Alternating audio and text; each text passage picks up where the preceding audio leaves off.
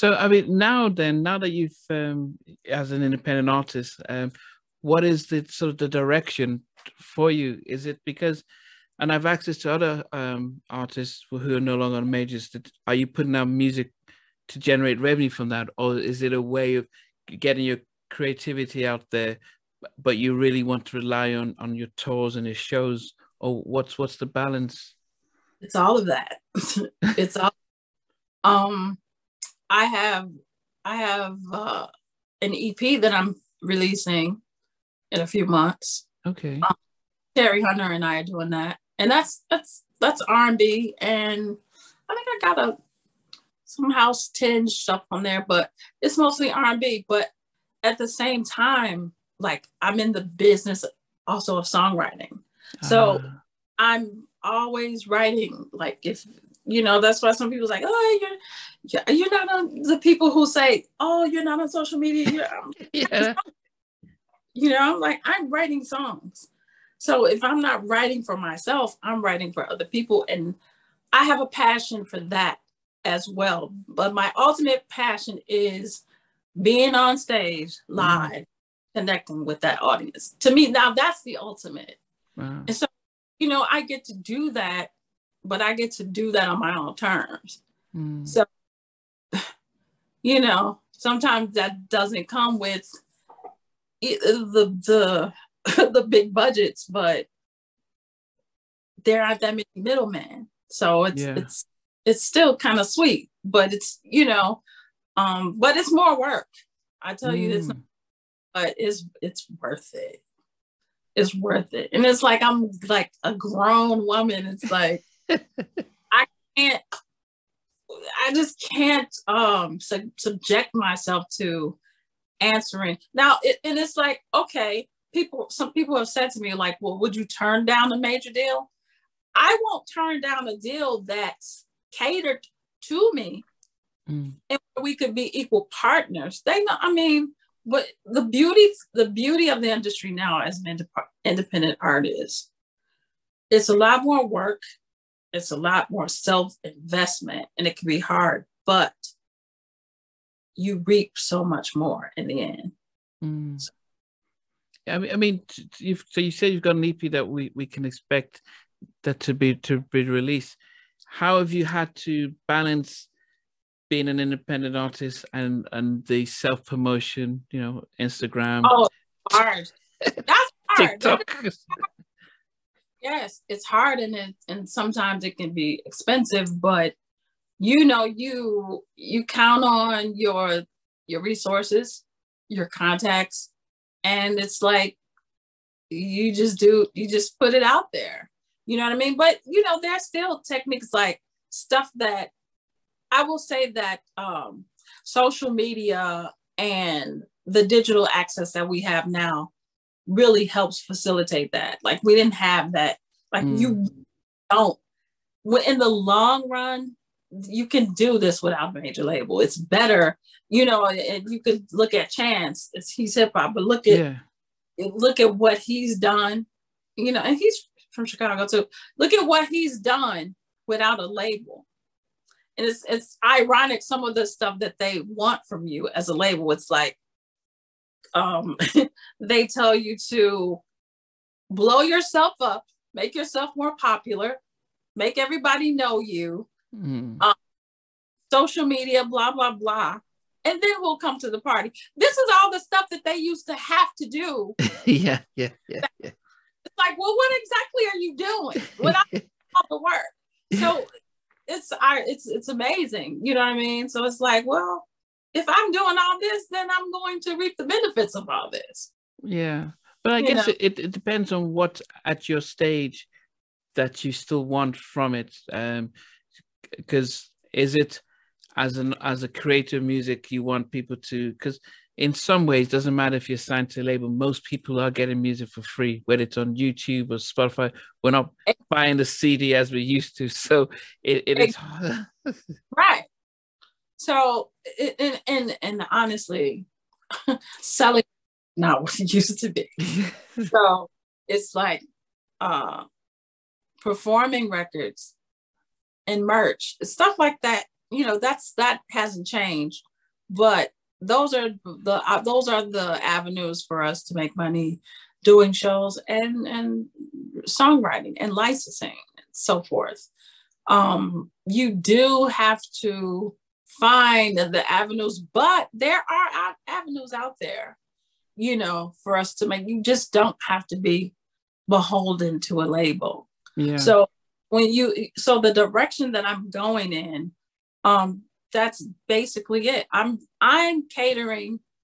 I'm doing my best to cater specifically to my audience. Okay. And so it's like the music that I put out and the music that I put out in the interim. I put out a lot of stuff in the interim. You know, just it's to cater to my audience. And it's like when I'm not doing that, I'm writing for other people. Wow. You know, yeah. So, I mean, so where should we tell people to look out for you? Are you doing things locally in Chicago? Are you going across the country? I am doing things locally in Chicago. And like in the interim, like I've done South Africa and stuff like that. And I've got stuff coming as far as performances. But right now, I'm into finishing this project. Okay. And June, I've got a few things coming out. I got my first list. Okay, the first single for my EP will be out in June. And then there's another project that I've done with some pretty popular people that'll be out in about 2 weeks. Okay. Yeah. Some of this, yeah. That'll be out in about 2 weeks. It's fun. It's like me and Dion Cole and a few other people from Chicago. It's some fun stuff, but my EP begins in June. So and I'm very excited about that. And this is mainly R&B, not back in the house. That's R&B. Yeah. Okay. Yeah, and I think when I interviewed Sybil, she was one of the rare breeds like yourself who, going from house to some R&B and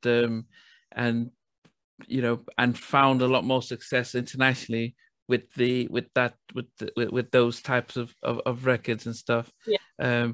And stuff. But it's been great. I mean, I always end by asking my guests that if you were stuck in an elevator and they said we have to put a movie on for you while we wait to get you out, what movie would you request to watch? You will not believe this. Jackie Brown. Oh wow. Pam Grier. Oh, is that the Quentin Tarantino one? Yes. Okay. It is Pam Grier. That movie, I love her, and it was just brilliant to me. It was funny and it was just brilliant, and it was like so throwback, the vibe and the music. Yeah. and they're about to put on the movie, but they said let's put a song for you before the movie starts. What song do you request? What's your all-time favorite song? Oh God. So this is if I'm stuck in an elevator? Well, just I guess your all-time favorite song, because I didn't want the song to be like disaster sort of help me. I just want like what's your go-to song, your best song by any artist that's tough. I'm gonna say one of my all-time favorite songs, and that's for personal reasons. Anita Baker, Sometimes. Wow. Do you know that one? I'm sure if I heard it's beautiful. Okay, I would listen to it. I'm sure if I hear it, I would know, because I do have all the album, but it wasn't one of the major releases. No, that wasn't a single. Okay, that's probably sometime. Okay. Yes, have you seen her recently? Because I know she's in Vegas. No, but I'm thinking about doing that. I love her. I'm thinking about it. She had retired, so. But then she got her master's back and says.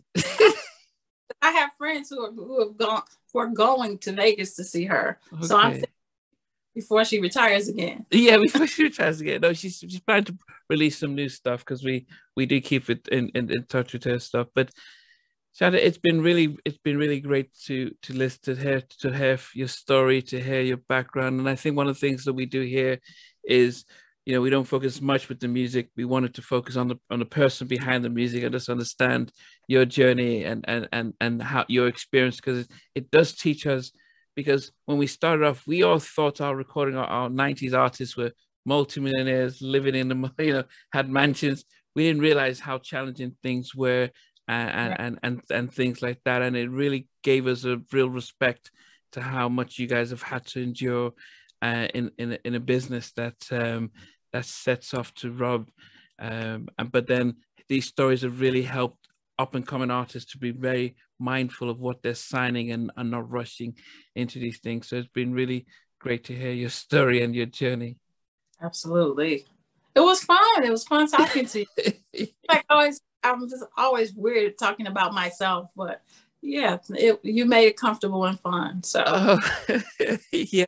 Thanks for watching. Please remember to subscribe to the channel, but most importantly to press the notification bell so that you can be notified when we do have a new interview. Loads to come, but thanks a lot for watching.